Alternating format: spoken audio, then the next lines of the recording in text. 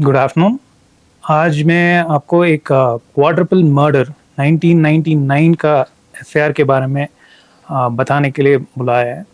इस केस को 26 इयर्स के बाद अपने एएसपी मुजीब साहब का लीडरशिप में और अपना एसएचओ पानीकर का एक्सपर्टीज़ के वजह से हमने सॉल्व किया है। इस केस में क्या हुआ है और इसमें डिले क्यों हुआ है और क्या क्या चैलेंजेस रहा है, उसके बारे में मैं अभी ब्रीफ करता हूँ। इस केस में 4 विक्टिम्स है। Mohammad Ali resident of Tangole, Haji Anayat resident of Kargi, ये दोनों लद्दाखी है। ये दोनों कसाई का काम करते थे। उनका असिस्टेंट्स 2 थे, शेरो अली और नज़ीर अहमद, दोनों रेजिडेंट ऑफ खटवा थे। ये चारों लोग भेड़ बकरी लाने के लिए बारवान साइड गए थे। तंडी नाला एक जगह था, वहाँ से लाना था भेड़ बकरी। ये उस साइड जा रहे थे। उसी टाइम 3 बकरवाल जो हमारा अक्यूज्ड है, मोहम्मद फरीद, मोहम्मद रफ़ीक, दोनों रेजिडेंट ऑफ कठुआ है, और अब्दुल अजीज़ रेजिडेंट ऑफ सांबा, ये तीनों लोग भी उस साइड जा रहे थे। विक्टिम और अक्यूज दोनों पार्टी काली पड़ी एक जगह में 16 अगस्त 1998 में दोनों मिले थे रास्ते में। फिर उसी रात को 16 अगस्त 1998 रात को वाली मोहम्मद और करीम, इनके डेरा में विक्टिम सारे रुके हुए थे और अक्यूज्ड तीनों खुकामाई एक औरत के डेरे में रुकने वाले थे, बट वहाँ पे कुछ लड़ाई हो गया था। आगे जाके कनितल ग्लेशियर के पास इन्होंने हमारा सीन ऑफ क्राइम भी कनितल ग्लेशियर के आसपास ही है। उसके बाद क्या हुआ, on the date of crime 17 August 1998 ये मर्डर्स हुआ था। कुकामाई के डेरा पे पहले हमारा सारे विक्टिम्स, चारों विक्टिम्स गए थे नाशपाती देने के लिए, क्योंकि किसी ने उनको नाशपाती देने के लिए बोला था। वो देने के बाद ये आगे ग्लेशियर की तरफ जा रहे थे। नाउ इसमें सर्कमस्टांस में बता देता हूँ, चारों विक्टिम्स के पास बहुत पैसा था, क्योंकि ये वहाँ से भेड़ बकरी लाने के लिए जा रहे थे। इनके पास पैसा था। अक्यूज को ये पहले ही पता था, बट एक दूसरे को नहीं जानते थे। अक्यूज का कन्फेशन के अनुसार हमको पता चल रहा है दैट कनितल नाला, दैट इज 6 किलोमीटर्स फ्रॉम कुकामाई डेरा, वहाँ से 6 किलोमीटर आगे जाने के बाद दोनों का एनकाउंटर हो रहा है। उसमें फरीद जो मेन अक्यूज है हमारा, वो बोलता है नज़ीर, जो एक विक्टिम है, नज़ीर और फरीद के बीच में कुछ आर्ग्यूमेंट हो गया था, उसके वजह से फरीद नज़ीर को उसका लाठी से मारा है। ऑन द स्पॉट नज़ीर का डेथ हो गया था। इसके बाद जो लड़ाई हुआ है उसमें रफ़ीक ने शेरों को पकड़ लिया, अजीज़ ने मोहम्मद अली को पकड़ा था, और हाजी अनायत जो रेजिडेंट ऑफ करगी है, वो ये देख के भाग गया था। जो वो ऑलमोस्ट 400 मीटर आगे भाग गया था। उसके बाद अपना फरीद ने उसको पकड़ के उसी स्पॉट में उसको मार दिया। फिर वापस आया फरीद, रफ़ीक के साथ मिलके शेरों के ऊपर जाके वहाँ पे उसको मार दिया। उसके बाद फरीद, रफ़ीक, अजीज़ तीनों मिलके मोहम्मद अली को नीचे ले गए थे, where Haji Anayat was killed, जहाँ उसका मर्डर किया था फरीद ने, उस स्पॉट को ले गए थे, वहाँ पे इसको भी ख़त्म किया है। उसके बाद इनका कन्फेशन के मुताबिक 2.4 लाख अमाउंट था उनके पास। वो पूरा अमाउंट वो स्प्लिट बिटवीन ऑल 3, उसको बांट दिया इनटू 80,000 ईच। फिर नज़ीर और शेरो ये दोनों को बॉडी लेके ग्लेशियर के पास उसको हाइड किया है, क्योंकि ये रास्ते में था, so they wanted to hide it. उसको ले गए थे ऊपर। फिर मोहम्मद अली और अनायत, हाजी अनायत, दोनों को बॉडीज़ को इन्होंने नदी में फेंक दिया था। उनके पास घोड़े भी था, उसको भी धक्का मार के नदी में फेंक दिया। उसके बाद इनका प्लान था शेरो और नज़ीर दोनों बॉडीज़ को भी डिस्पोज करने का, बट शाम के टाइम में वहाँ पे कुत्ते बहुत घूम रहे थे और आवाज़ ज़्यादा हो रहा था, इसके वजह से ये वहाँ से भाग गए थे। So this was the incident. So ये मर्डर्स का मोटिवेशन था actually money, but on the spot इनके बीच में मनी के ऊपर जो आर्ग्यूमेंट हुआ है उसकी वजह से इन सीक्वेंस ये मर्डर हुआ है। ये इनका कन्फेशन के थ्रू हमको पता चल रहा है। अभी इन्वेस्टिगेशन के बारे में मैं बता देता हूँ। रिपोर्ट कैसे आया है, इसमें एफर्ट्स क्या क्या किया है। So actually date of murder है 17 अगस्त 1998, मैंने पहले ही बताया। बट इनका बेसिकली वो लोकेशन बहुत रिमोट है। सो इनका रिश्तेदार को कुछ आइडिया ही नहीं था ये मिसिंग हो गए हैं या मर्डर हो गया या क्या हुआ, किसी को आइडिया नहीं था। 8 महीने के बाद 17 अप्रैल 1999 को मिसिंग रिपोर्ट फाइल किए थे इनके रिश्तेदार। उसके बाद उसी दिन FIR number 37/1999 Kargil police station में फाइल हुआ है under 364 RPC, that is kidnapping case लगाया है उस टाइम। सो उसके बाद इमीडिएटली उसी महीने 25 अप्रैल 1999 को खाती तालाब जम्मू से इनका अरेस्ट हो रहा है। होने के बाद इंट्रोगेशन हो रहा है, बट ये उस टाइम मिसिंग केस था, ये मर्डर केस नहीं था, क्योंकि उस टाइम कुछ एविडेंस नहीं था, स्केलेटन नहीं मिला है, कुछ नहीं मिला है। इन्वेस्टिगेशन के बाद इनका रिमांड खत्म हो गया। उसके बाद इनका डिफॉल्ट बेल होने के बाद केस 2007 में अनट्रेस हो गया। सो बेसिकली उस टाइम वॉर भी था, उसके बाद कुछ मटेरियल एविडेंस नहीं था, उसके वजह से केस ठंडा पड़ गया था और अनट्रेस भी हो गया था। बट 9 सितंबर 2011 को नया एविडेंस मिला था। क्या मिला था? Skeletal remains from Kanital glacier. शेरों और नज़ीर को उधर ग्लेशियर के पास ही ये रख के भाग गए थे उस टाइम, मैंने पहले ही बताया। उनका स्केलेटल रिमेन्स मिला था और DNA मैच भी हो गया था। उसके बाद केस में 302 भी ऐड हुआ, so it became a murder case.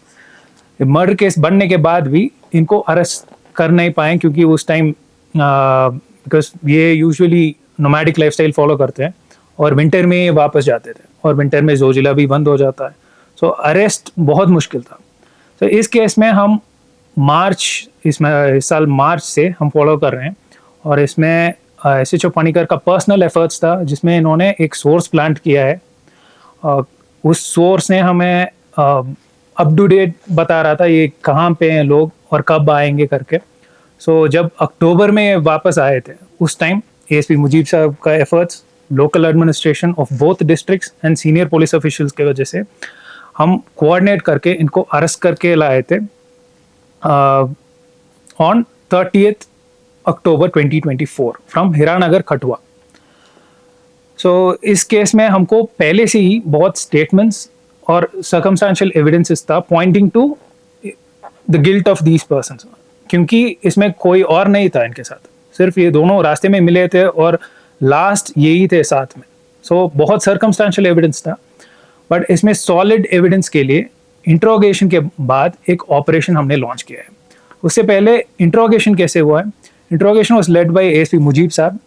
उनका लैंग्वेज का प्रोवर्स की वजह से ही was able to crack the accused, क्योंकि इससे पहले भी इनको अरेस्ट किया है बट उनको क्रैक नहीं कर पाए, बट इनका इंट्रोगेशन स्किल्स की वजह से उनको क्रैक कर पाए हम, एंड दे विलिंगली कन्फेस्ड और हमको ले गए साथ to the remote location. So scene of crime तक हमारा 25 मेंबर्स गए थे, जिसमें एग्जीक्यूटिव मजिस्ट्रेट भी था, UTDRF मेंबर्स थे, मेडिकल टीम था, बहुत बड़ा टीम था, बिकॉज वापस जाने वक्त हमको मिलिटेंसी एरिया से भी आना है और हाई एल्टीट्यूड भी है और सर्दी का स्टार्ट भी है। तो considering all this, very big team was form. ये 6 तारीख को 6 नवंबर 2024 को यहाँ से स्टार्ट किए थे and reach the scene of crime on 8 November 2024, और वहाँ पे इनका पूरा पॉइंटिंग आउट और कन्फेशन पूरा हमने लिया है, और वहाँ से हमको मिला है पासबुक ऑफ मोहम्मद अली और उसका ID कार्ड। 26 ईयर्स के बाद वो प्रिजर्व था, क्योंकि वो एक पॉलिथीन कवर में था, और भी स्केलेटल रिमेन्स मिला है। शेरों और नसीर का ही हो सकता है वो, बिकॉज अभी DNA मैच नहीं हुआ है, बट वो हिप बोन का हड्डी है। FSL टीम भी साथ थे, सो ये भी मैच हो जाएगा। नेक्स्ट सैडल स्ट्रैप्स और रेन रोप्स, ये भी मिला है। ये सब जो वो कन्फेशन में बोल रहे हैं उसके साथ कोरोबरेट हो रहा है।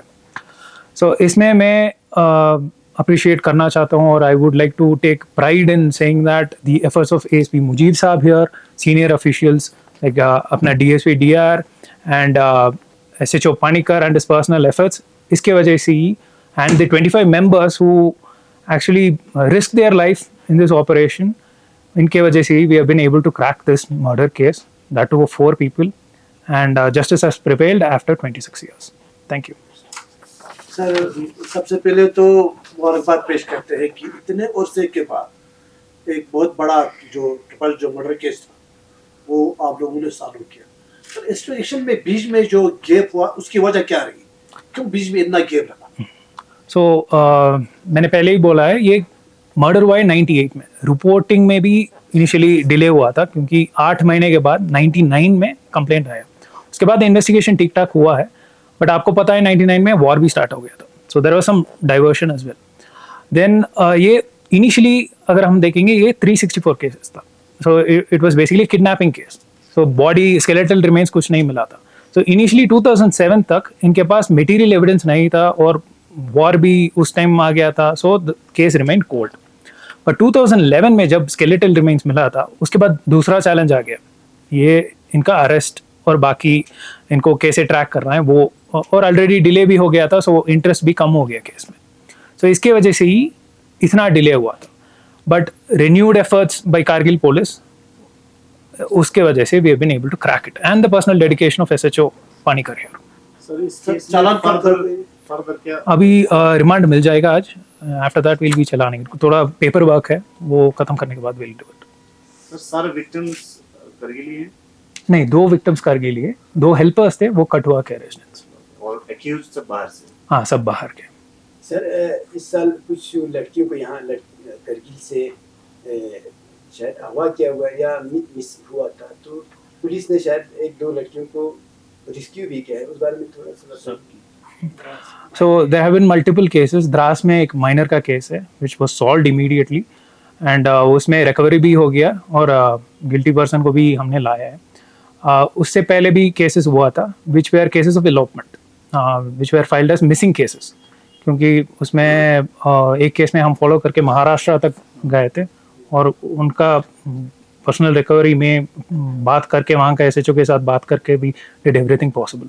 सो ये केसेस, बहुत केसेस में एलोपमेंट हो जाता है, किसी केसेस में इट बिकम्स अबडक्शन, सो उस केस के अकॉर्डिंग हम हैंडल कर रहे हैं और इस साल में जो भी केसेस हुआ है we have handled it very well. Sir recently Sankoo में भी एक केस देखने को मिला, एक छोटे लड़की को मारा गया, दूसरे जो अपोजिट में घर थे स्कूल में, उस केस के हवाले से क्या रिपोर्ट है सर? एक्यूज पे ऑब्जेक्शन हुआ है पुलिस की तरफ से?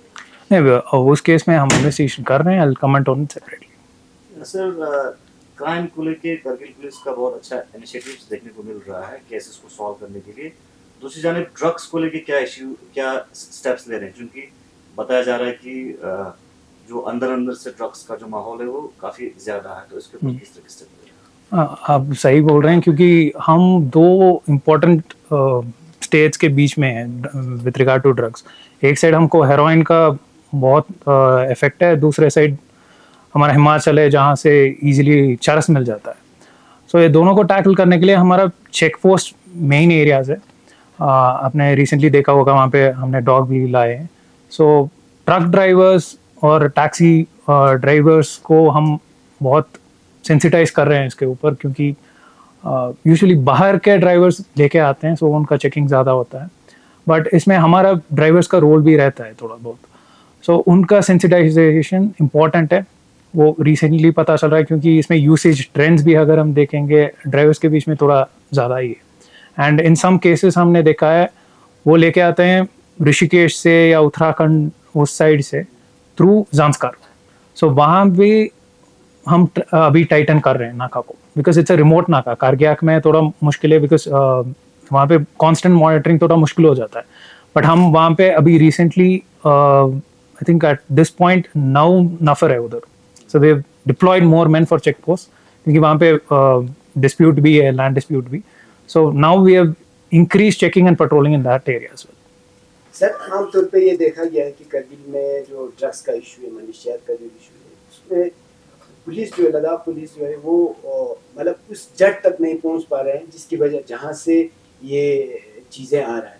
तो उसके लिए आप पुलिस क्या इक़दाम उठाएंगे, खासकर चूँकि अभी सुनने में आ रहा है सर ये जो मैनर्स हमारे जो बच्चे हैं स्कूल के वो सारे इन्वॉल्व हुआ है, बहुत सारे बच्चे, और जब उनको ख़ास वो चीज़ ड्रग्स नहीं मिलता है तो वो सोल्यूशन और जो बाज़ार में अवेलेबल होता है सोल्यूशन फ्लूइड वगैरह ऐसे इस्तेमाल, गुड पॉलिश, तो ये इस्तेमाल करें बड़े पैमाने पर। तो इस पर खासकर ये दुकानदारों को भी थोड़ा सा बच्चों को ये चीज़ें ना भेजे, इस पर भी थोड़ा इंस्ट्रक्शन देने की ज़रूरत है। तो इस पर क्या करें? ओके, सो इसमें दो पार्ट्स है। हम आपने बोला स्कूल स्टूडेंट्स का अब्यूज़, सो इसमें कूल लिप और बाकी सॉल्यूशंस, स्पेशली वो थिनर सॉल्यूशंस वो यूज़ करते हैं। वो इसमें हम दुकानदारों के साथ मीटिंग भी रखी है, उनको स्ट्रिक्ट वार्निंग भी दिया है, क्योंकि वो ऐसे विदाउट एनी डिमांड ये बेच नहीं सकते हैं बच्चों को। सो उसके ऊपर हमने ऑलरेडी मीटिंग रखा है and we have also warned them. कूल लिप का 144 ऑर्डर के बारे में आपको पता है, वो बहुत अब्यूज़ हो रहा था पूरे लद्दाख में। वो भी अभी 144 ऑर्डर में है, अगर कुछ वायलेशन होगा वील टेक एक्शन अकॉर्डिंगली। ये उस साइड है, बट ये डिमांड साइड से भी देखना है, because we have to educate children. उनको हमको सेंसिटाइज करना पड़ेगा, क्योंकि उनको पता नहीं चल रहा है टोबैको और इसका इफेक्ट क्या है। सो उस एंगल में भी we have start conducting PCPG meetings और outreach programmes along with education, वो भी चल रहा है। नेक्स्ट आपने बोला है पुलिस नीचे तक पहुंच नहीं पा रहे, जो नेटवर्क है। सो इसमें सर्टेन चैलेंजेस है, क्योंकि जो भी हम पकड़ते हैं नेटवर्क बाहर से आता है। सो जब हम एक बंदे को पकड़ते हैं, उसका पूरा हम ट्रांजैक्शंस देखते हैं, वो उसमें यूजुअली जीपे के थ्रू या कुछ, जब रिटेल में मिलता है वो अलग अलग ट्रांजैक्शंस होता है, और उसका मेन ट्रांजैक्शन हम ट्रैक करके जाते हैं। फॉरवर्ड बैकवर्ड लिंकेजेस हम देखते हैं। जब हम बैकवर्ड लिंकेज देखते हैं वो हमेशा बाहर ही रहता है। सो वहाँ तक पहुँचने में थोड़ा डिले हो जाता है, but in certain cases we have manage to go to Jammu, वहाँ जाके भी हम अरेस्ट करके आए। सो हम कॉन्स्टेंट एफर्ट्स रखते हैं इसमें। नॉट टू से दैट ये रिमोट लोकेशन है, सो चैलेंजेस रहता है। हम हमेशा पूरे टाइम साल भर हम बाहर टीम नहीं भेज पाते हैं, but in summers we take extra effort to go out and arrest them. हम इस साल बहुत बार अब्सकॉन्डर्स को पकड़ने के लिए और बाहर से अक्यूज को लाने के लिए we have sent so many teams, और इसके वजह से ही we been able to crack down on many networks and this will continue. Ladakh police और जेके जो पुलिस है उनके साथ क्या रास्ता है सर? किस किस्म के तालमेल रहता है ऐसी चीज़ों को बंद करने? हाँ, क्योंकि लद्दाख पुलिस इससे पहले JKP का हिस्सा था, उसकी वजह से हमारा राब्ता भी अच्छा रहता है। इस केस में भी अगर हम देखेंगे कठुआ पुलिस के साथ जो कोऑर्डिनेशन था, स्पेशली SHO कठुआ के साथ, उसकी वजह से we were able to crack. And आपको पता है उस साइड अभी थोड़ा मिलिटेंसी का ये भी मूवमेंट भी है, एंड बिकॉज ऑफ देम हम कॉन्फिडेंटली जा पाते हैं, एंड उनका कोऑर्डिनेशन की वजह से ही अरेस्ट हो पाए इवन इन दिस केस।